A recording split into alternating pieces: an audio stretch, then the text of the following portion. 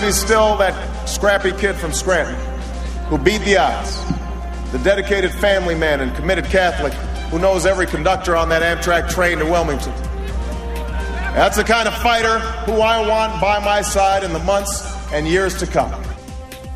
We're back now with the Politics Fix. Ed Gordon is host of Our World with Black Enterprise. CNBC Chief Washington correspondent John Harwood also writes for the New York Times. And Scott Pastrick is a Democratic strategist, former treasurer of the Democratic National Committee. I want to start now right across the board there, Ed, and then John, and then Scott. First of all, this whole issue of how does this complement the ticket? Let's talk domestic politics. How does the selection of Joe Biden complement the appeal of Barack Obama? Ed Gordon. Well, if you believe that people bought into the elitist argument for Barack Obama, this certainly is going to help him and assist him. As we just heard, they're selling Joe Biden as the everyman, and certainly he's been that. He's been that in the Senate. He's been kind of a down-to-earth guy, a straight talker, and that's going to help Obama.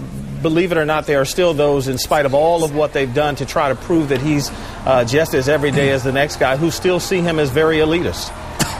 Yeah, there's a man with a net worth, John Harwood, you're with CNBC, of $150 a year, which is just about average, I would say, at the most.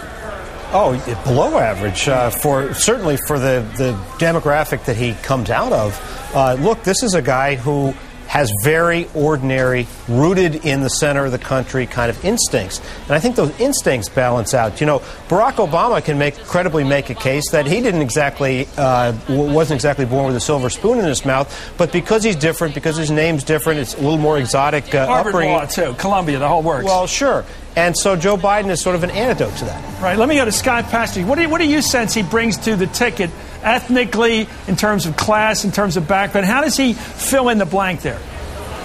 Chris, I think this is a true partnership of change and experience. Joe Biden has always been seen in the United States Senate as a real workhorse. Domestically, he's done things like the Women's Violence Act and gun control and things that really matter on the domestic policy agenda. So I think you're going to see a candidate that is going to bring a strong domestic agenda to Barack Obama and a great team and a wonderful partnership. I think it's pretty evident. I think it's pretty evident that when you hear respected senators like Dick Lugar and Chuck Hagel saying wonderful things about the importance of Joe Biden on this ticket, it's pretty evident that Republicans are pretty concerned about Joe Biden. But Chris, let's not walk away from the idea of domestically. Barack Obama needed a wink and a nod from a guy like Joe Biden to some of the whites who still were kind of on the fence with this guy, Barack Obama, to say, hey, this guy's okay. He's in my corner and he's going to do well by you. Let me ask you about that, Scott. You try to take a shot at that. You know, how does a guy, this happens all the times in politics, you need somebody to speak for you in different communities. Not everybody can walk in, like I guess Bill Clinton could, walk anywhere and everybody's going to like you. Some people need introduction. How does Joe Biden introduce, say, Northeast Philadelphia, where you come from out in the middle part of the country? How does he walk into an ethnic area, a white working class area, and say, I want you to really take another look at this guy. You know, he's the genuine article. He grew up with a single mother. He worked his way up. He's like us. How does he do that? Chris, I think Barack Obama has demonstrated tremendous judgment in picking Joe Biden, and that's a starter. You know, having grown up in the Northeast, in the Northwest Indiana, that's a pretty ethnic region.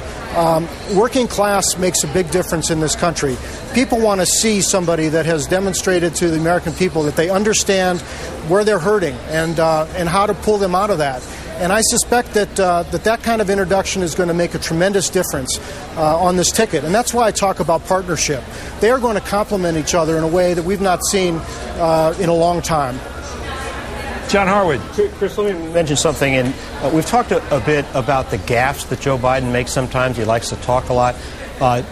Earlier in the campaign, he's made a comment about, you can't walk into a 7-Eleven these days without hearing an Indian accent.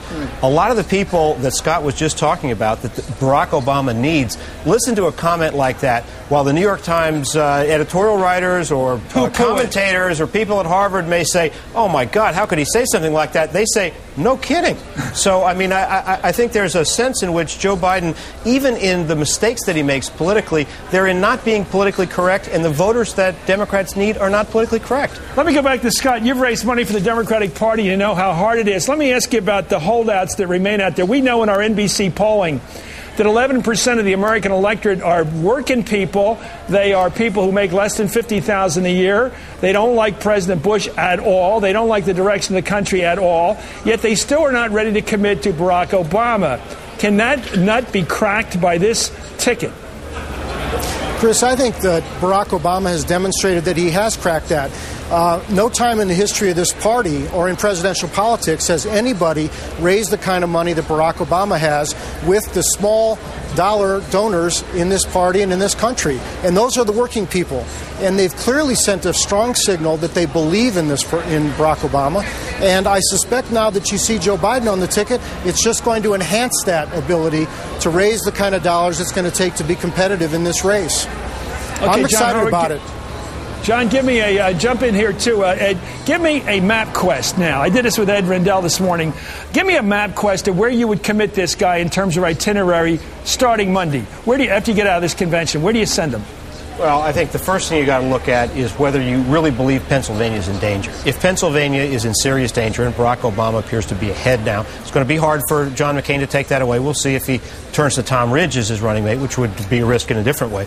But if Pennsylvania's in danger, you need to spend him there. That's where he can have the most direct impact on the ticket. Scranton. Yes.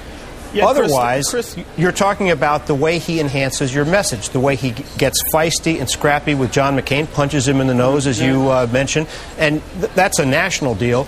And then you're talking about places like Michigan and Ohio, where I'd send him Barack to black Obama communities to start with and surprise everybody. I'd go in and introduce him to Barack Obama's new partner to show you're not playing ethnic politics. But what do you think, Ed Gordon? Yeah, Chris, there is one thing that isn't being talked about, and that's a fear, and I've talked to some Obama people about this, and there is a fear that there is a slice of the electorate that no matter who he had brought on just won't be able to resign themselves to vote for Barack Obama for whatever reason. And that's a real concern as to whether or not Joe Biden or anyone else is going to be able to get these quote-unquote uncommitted people at this point to come over and pull that lever for Obama, no matter who you bring to the table. You mean the people who come up with lines, and I have them in my family, I got to tell you, Ed, you call them up and say, how you vote? And they'll say, he's a Muslim. And I'll say, no, he's not. They'll say, yes, he is. Right. It's an argument. It's almost a moot point. Scott, talk about this. You know some of these people, they have an attitude about this guy, Barack. Maybe his name, his mixed background, his African-American roots, something that they've got in their head, and it's not just history. It's something about him that they just can't say yes to. I don't think it's as simple as black-white politics either. I think there's something else going on here, but maybe I'm wrong. Chris, I think we've seen in the primaries, and this map is going to change dramatically, that Barack Obama has demonstrated that he wants change. And the people of this country want somebody to shake it up. I think as they get to know Barack Obama, and as this party unifies over the next 4 or 5 days, we heard Hillary Clinton this afternoon, and she is very excited about Joe Biden on this ticket. Yeah, I think that this is going to... Absolutely. I think this is going to make a huge difference in bringing this party together. We're going to come out of Denver unified and into this election in a big way. Chris, Scott brings up a good point. I'm sorry, I was going to say, though, he brings up a good point with the introduction of Hillary Clinton's name, because of many of the Hillary Clinton people that I've talked to over the course of the last week, and particularly in the course of the last couple of days, there's still a lot of Hillary Clinton people who are not on board with this, in spite of Joe Biden coming on, in spite of the idea that Mrs. Clinton has suggested that you need to vote this way. They're still very hurt and very angry, and I'm not sure either whether they're going to be able to, at the end of the day, coming out of Denver, win those people over so quickly. Well, the thing is, just in their defense, Hillary Clinton was very good in the campaign at identifying women with needs, real needs, not political pensions or preferences. People who really do need minimum wage, really do need health care and child care. I think those women are going to be looking at their own situations by here in November. And if Joe Biden can help soften up this fight between those two camps, maybe that'll do it. Ed Gordon, John Harwood, Scott Patrick, thank you all for joining me.